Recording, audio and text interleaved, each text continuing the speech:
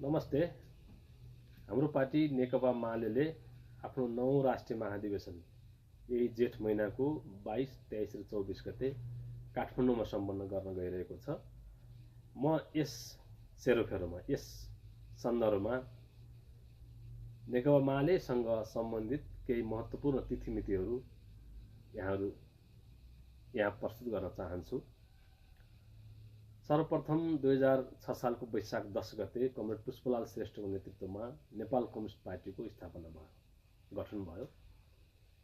तत्पश्चात 2006 साल भदौ 30 गते नेपाल कम्युनिस्ट पार्टीको सार्वजनिक गर्ने काम भयो र नेकपाको प्रथम राष्ट्रिय सम्मेलन 2008 साल भदौ 5 गते सम्पन्न भयो। यसको नेतृत्व कमरेड पुष्पलाल हुनुहुन्थ्यो। त्यस्तै 2010 सालको मङ्सिर 17 गतेदेखि 25 गतेसम्म नेपाल कम्युनिस्ट पार्टीको प्रथम राष्ट्रिय महाधिवेशन सम्पन्न भयो कमरेड मनमोहन अधिकारीको नेतृत्वमा। त्यसै गरेर 2014 साल जेठ 15 गतेदेखि 25 गतेसम्म नेकपाको दोस्रो राष्ट्रिय महाधिवेशन सम्पन्न भयो र यसको नेतृत्वमा कमरेड केशरजङ रायमाझी चुनिनुभयो भने 2019 साल वैशाख 4 र 5 गते सम्पन्न नेकपाको तेस्रो राष्ट्रिय महाधिवेशनले कमरेड पुष्पलाललाई महासचिवमा निर्वाचित गर्यो।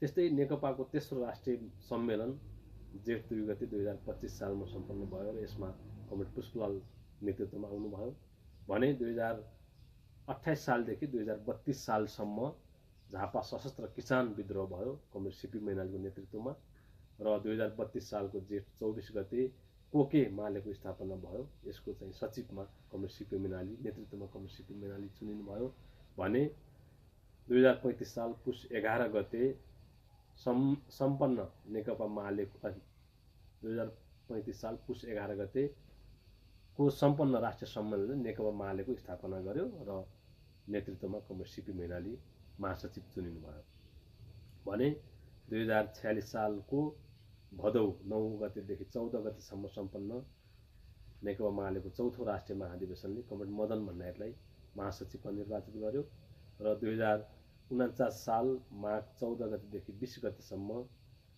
सम्पन्न 6औं राष्ट्रिय महाधिवेशनबाट कमरेड मदन भण्डारी नै महासचिव चुनिनुभयो। त्यति बेला नेकपा माले र मार्क्सवादी मिलेर नेकपा एमाले बनिसकेको थियो भने 2054 साल माघ 12 गतेदेखि 18 गतेसम्म सम्पन्न नेकपा एमालेको 6औं राष्ट्रिय महाधिवेशनबाट कमरेड माधव नेपाल नेतृत्वमा आउनुभयो, महासचिव हुनुभयो र फेरि 2057 साल मङ्सिर 25 गतेदेखि 27 गतेसम्म नेकपा मालेको दोस्रो राष्ट्रिय सम्मेलन सम्पन्न भयो जसमा कमरेड वामदेव गौतम महासचिव चुनिनुभयो।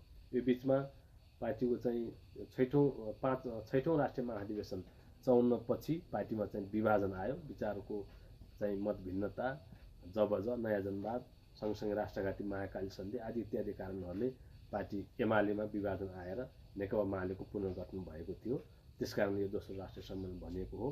त्यस्तै फेरि नेकपा माले पनि फेरि पुनर्गठन वामदेवहरू एमालेमा फर्किसकेपछि फेरि नेकपा मालेले आफूलाई पुनर्गठन गर्दै 2059 सालको चैत 18 गतेदेखि 20 गतेसम्म आफ्नो तेस्रो राष्ट्रिय सम्मेलन सम्पन्न गर्यो र जसको नेतृत्वमा कमरेड सिपी मैनाली निर्वाचित हुनुभयो भने 2063 सालको चैत 18 गतेदेखि 21 गतेसम्म नेकपा माले पुनर्गठित नेकपा मालेको चौथो राष्ट्रिय सम्मेलन सम्पन्न भयो र जसको नेतृत्वमा कमरेड सिपी मैनाली निर्वाचित हुनुभयो भने 2066 सालको जेठ 3 गतेदेखि 6 गतेसम्म सम्पन्न नेकपा मालेको 5औं राष्ट्रिय सम्मेलनले फेरि पनि कमरेड सिपी मैनालीलाई महासचिवमा निर्वाचित गर्यो र 2070 सालको वैशाख 29 गतेदेखि 31 गतेसम्म सम्पन्न भएको नेकपा मालेको 6औं राष्ट्रिय सम्मेलनले फेरि कमरेड सिपी मैनालीलाई महासचिवमा निर्वाचित गर्यो भने 2073 साल वैशाख 25 गतेदेखि 28 गतेसम्म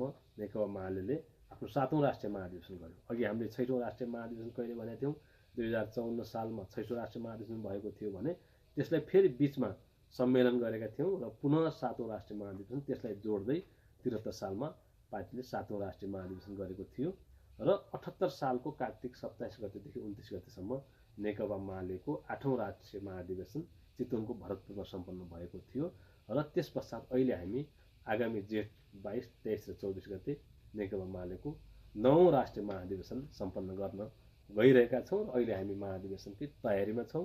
नेकपा माले भनेको अवश्य पनि एउटा क्रान्तिकारी देशभक्तिपूर्ण आन्दोलनमा आफूलाई समर्पित गरेको देशभक्त पार्टी हो। निसन्देह यस पार्टीको जुन देशभक्तिपूर्ण लाइनमा कुनै शङ्का गर्नुपर्ने छैन।